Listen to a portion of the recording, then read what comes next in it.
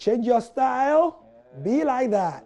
So we are literally changing our style here on the Joy Transfer Show. We'll go a bit into your tweets. We'll go a bit into some of the videos you sent us. Don't worry, we asked you to send them to us. We are going to play all of them. For those who sent us on Heart of Oak, on Kotoko, on Chelsea, on Real Madrid, and so on, we are going to play. And we are going to let you have a look at yourselves. But right now, I'll hand over to Daryl Kwao to look behind the numbers for us in the next 20 minutes or so. All right, thanks very much, Gary Al Smith. He's not leaving us. He's right by my side with George Addo Jr. We're going to delve into the numbers and the business of this first, but we want to start with our summaries tonight. What have we missed so far, Gary and George? So, like we said at the end of the summaries before we came to Daryl, some of the big moves have included that 100 million deal, if you are looking at pounds, for Eden Hazard.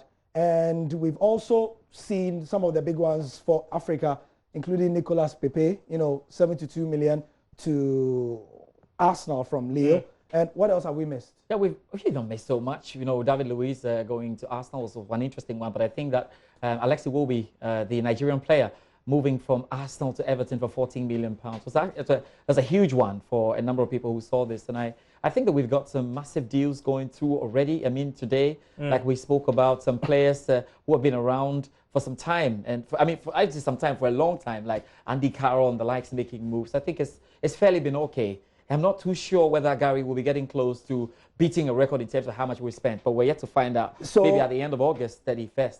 But I think for now, we're not too close to trying to beat the record.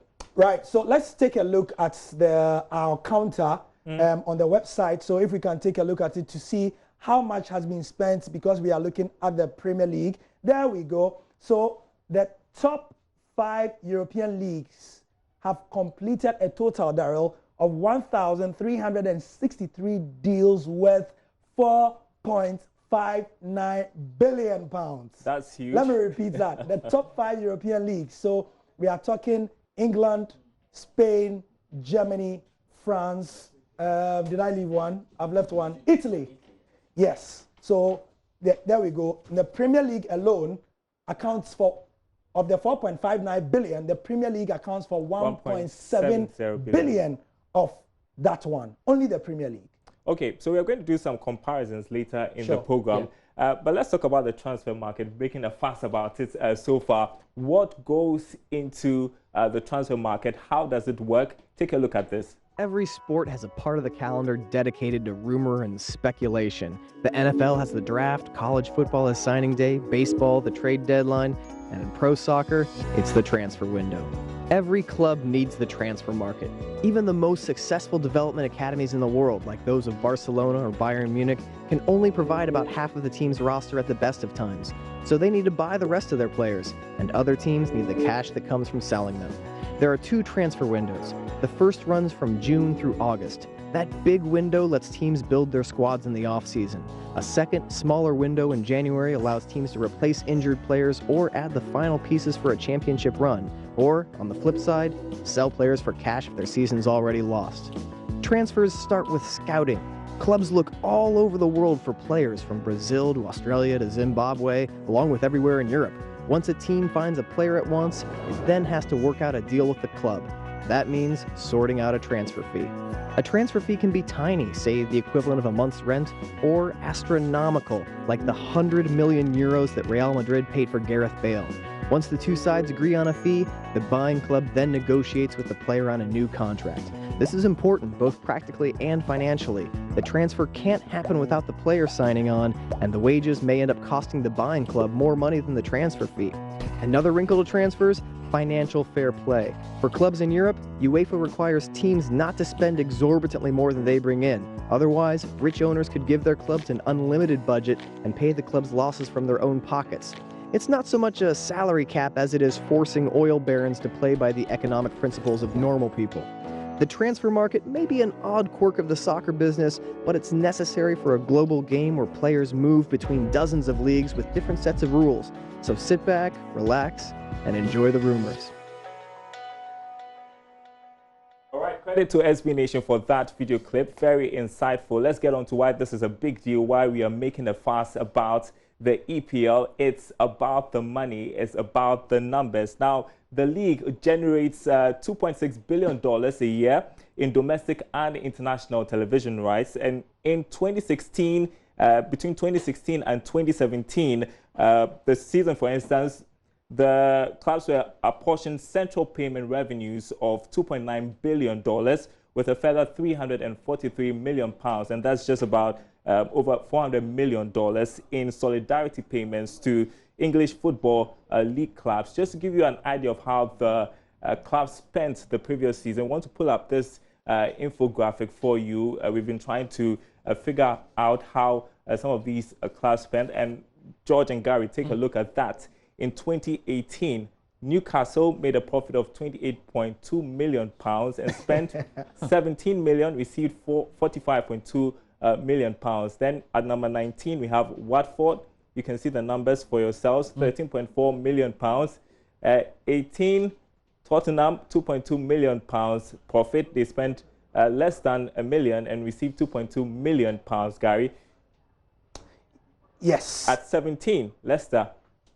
£5.9 million they spent. They didn't have a lot of activity in that window following, you know, with the death of their owner and all that. But they spent £81 million and received £75.1 million. Crystal Palace spent £9.5 million and spent that amount and received nothing in return. Next slide shows us that Manchester City, for all their spending in 2018, they were able to spend, and this is net. This is net, 25.2 million, having spent 62.5 and received 37. So, you know, that's the difference you get. Daryl, right? Right. Yes. So, Cardiff City, 28.5. And the interesting thing is that, George, yes, these are small clubs. And yeah, very small clubs. And the amount they can command is absolutely amazing. George, Bournemouth. Yeah, there, Bournemouth, £29.4 million. There, they spent £47.7 million, received £18.3 million. Burnley, look, £29.5 million. Burnley, that's what I'm talking about. Wow. Then Huddersfield, £32.1 million, spent £42.9 million and received £10.8 million. And they were relegated. And they were relegated. That's the point I was about to make. This is football business. Look at Manchester United. In 2018, £51.6 million. Wow. Spent 70.9 million and received 19.3 million pounds. So it's, I mean, you look at Wolves. Look at Wolves. Wolverhampton Wanderers. There we go. Meaning that Wolves spent more than Manchester United. Yes, in 2018, 64.1 million pounds. No wonder. They finished in the top 10. and they beat quite a number of clubs. They made it to the finals of the FA Cup. Yes, including Chelsea as our producer. Well, at number 2, Chelsea, £87.3 million as profit. They spent £128.6 million and received £41.3 million. They are not spending this time around, are they? Yeah, because the transfer ban. They have a transfer ban from FIFA, so they can't spend. They've done a lot. So in the 2019, we are going to have the number 1 top spender, drum roll. Liverpool. So they bought the Champions League. Champions League. Look at that. How much is this? £155.4 million. They bought the Champions League. That's it. So Liverpool's net spend for 2018 was £155.4 million. Wow. 155. All right, so this is what we saw last season. The English Premier League club spent $1.5 billion on new players in the transfer window. But that was down for the first time since 2010, according to analysis by Deloitte Sports Business Group. Now, the transfer saw expenditure fall after 7 consecutive seasons of growth. The spending record set the previous summer was $1.8 billion, and we'll delve into what that means for the game. But I can tell you, football fans all over the world and here in Ghana are watching keenly how things would pan out. Here are some of my colleagues in the Joy newsroom reacting to the signings as information came through. All right, so it's here. Transfer deadline day. The clock is ticking. TikTok. Players are moving in various directions in England. Some of the transfer deals are already done. Some of the prices, we have to say, are ridiculous, to say the least. Let's do a quick discussion. Abu, you support? Barcelona. Okay. And you, of course, I know you are a Copai. the champions of the world or champions of Europe. Okay, whatever. Now, Abu, we know Barcelona, they've shipped Malcolm, you know, but they are expecting some players to move from Barcelona. We are hearing a lot about Coutinho. Do we know where he's moving? It's not been clear so far where he's going to. Players, I mean, the player hasn't spoken about his willingness to move out of Camp Nou, but it seems like Barca wanted to bring Neymar in, but because of the wages, so they have to let somebody leave before they can bring somebody in. Arsenal have said they wanted him on loan. We don't see their seriousness. Spurs have at some point also expressed interest, but we don't know how it's going. So we hope that by the close of the deal, as in the transfer deadline day, everything will be sorted out. Okay, now Liverpool, you people, I guess you are being so arrogant. You do not want to sign any player because you won the Champions League. No, I don't think that's the case. Last year, I remember when, 2 years ago, when Coutinho was leaving to Barcelona, it was a big deal. But then we only got players last season because we needed to fill that void. And so we went for Van Dijk and other people. But this season, we don't have anybody. Yes, I mean, our captain has left the team, Henderson has left. But then there are other people in the midfield that are also doing very well. Most of the Liverpool fans were expecting that Klopp would have, by this time, bought players, you know, to help the team, because we still have, even though Van Dijk is there, our back is still not very, very strong. You have Dejan Lovren. He's catastrophic in defense. I think that word is too strong for Lovren. I mean, some of us don't really like Lovren like that. But you may never know who's going to pull up. But I just think that Liverpool didn't buy anybody because they feel that, okay, well, the void that has been created is not so big like when Coutinho left. And so, yeah. They had wanted to, at some point, take Coutinho back. But because of, I think, the circumstance surrounding his leaving, made them. I think he may have left under acrimonious circumstances. Coutinho would only accept to come back to England if it's the Reds, if it's Liverpool. Are you kidding me? Okay, now let's talk about the price tag of Harry Maguire to Manchester United. I mean, this is ridiculous. £80 million for a defender. He's so far the world record, transfer for a defender. Yeah. Is he, worth that amount? Well, I would say time will tell, but because when Liverpool signed Van Dijk, there were a lot of issues, although he was doing very well at Southampton. But he's proven his price tag so far, I think. Even in the running for the player of the year? Exactly, and he's doing very well for his country as well, the Netherlands. So, but for Maguire, I think because he's English, and the English people they can hype their players, even if there's no talent, they can hype. Exactly, because people say if Messi were to be playing in England, there would have been cathedrals and other places worshiping him. But I think that it's just hyped because he's English and he's playing the EPL. Well, Nancy, look, Paul Pogba was signed for almost £80 million. And he's doing nothing. Well, the Manchester United fans will not be happy about that. But no, the talent is there, but we don't see what the talent is there, but I think that he doesn't fit the United setting. That is what I think. So he's trying to force a move out. We are learning that there's been some fee agreed with Inter Milan, but it's not confirmed for now. For Lukaku, but Pogba also wants to leave. Well, now let's talk about Harry Maguire, £80 million. For somebody who supports Liverpool and had seen Van Dijk, it is very difficult to criticize this guy or say that, the money is too much. When they actually brought Van Dijk, I was asking myself, you're paying this guy for 70-something million, and what is he going to do? What is he going to do differently? Because I think that, honestly, the scam of last 2 seasons was when Mourinho signed Lukaku for over £70 million. Yes. Because it was like, really, was it the same Lukaku at Everton? It raised a lot of questions. And well, I have not been impressed with Lukaku because I don't see him as an out-and-out forward.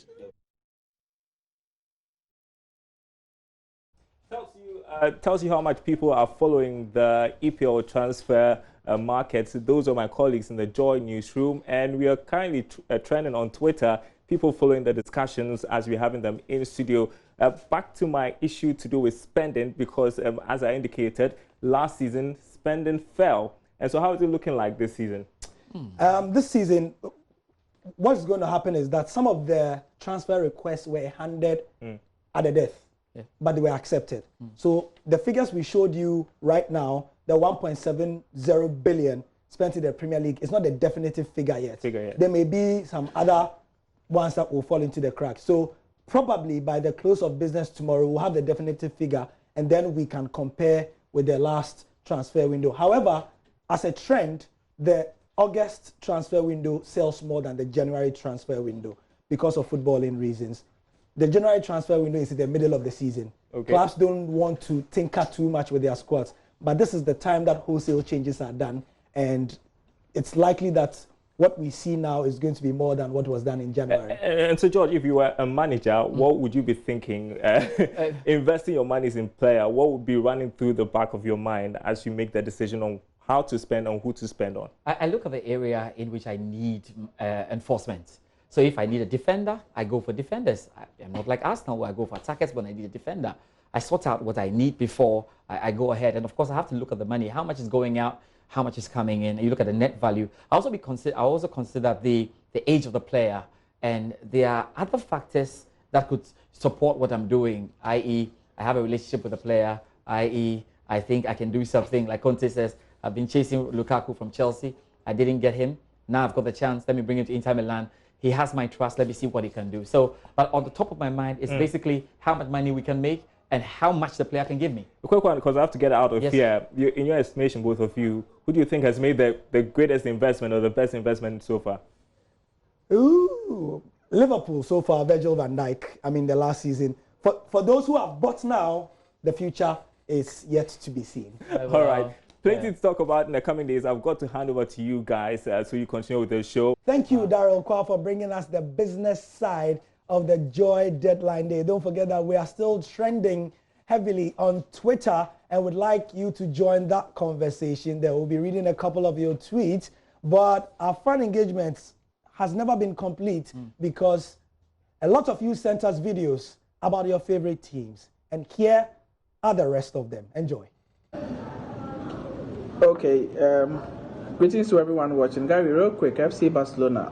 I think this season transfers, generally, it's good. I think it's good. Looking at the additions, Firpo coming in, Antoine Griezmann, and then Frankie de Jong. I think it's good, but we can do more when it comes to the midfield. We need players that can move the ball forward, not just hitting the ball around, but I think we can do more. When it comes to Neymar, Gary, I don't think we need Neymar. Bottom line, I don't want to talk much about it, but I don't think we need Neymar at Barcelona right now.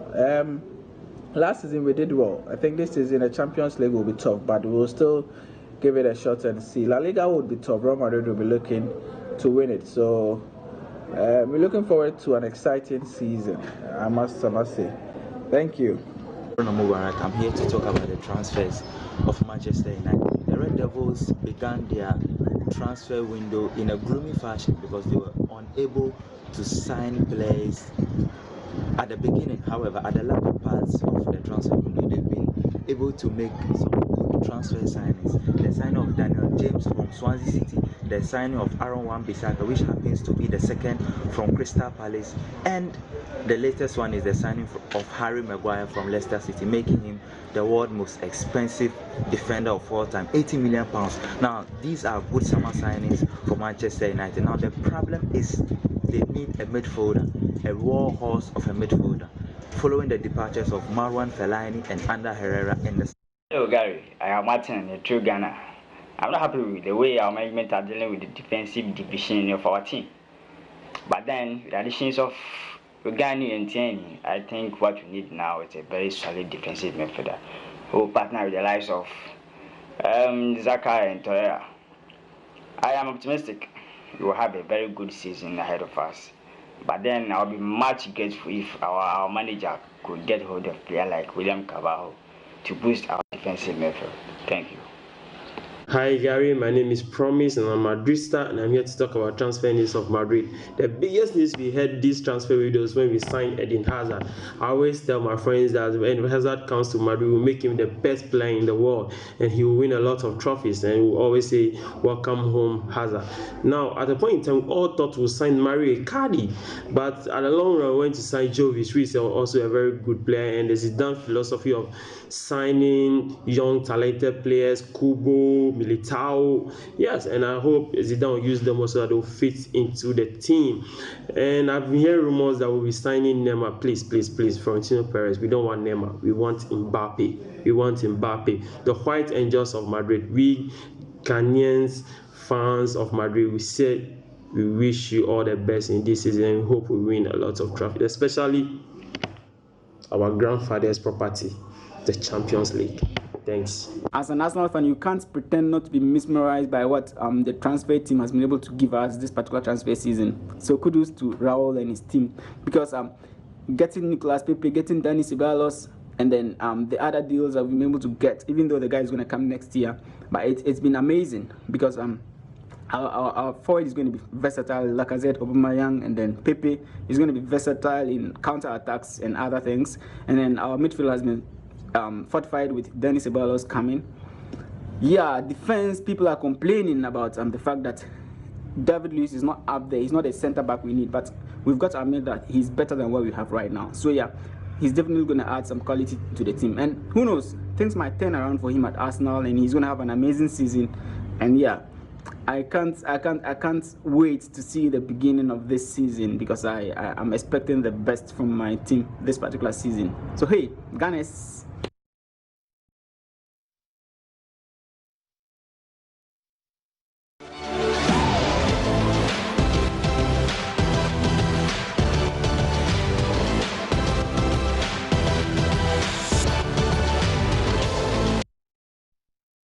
So that's it for the business side of the transfer deadline day, with the fans giving us their opinions of how much their club spent, as if they contribute some to it.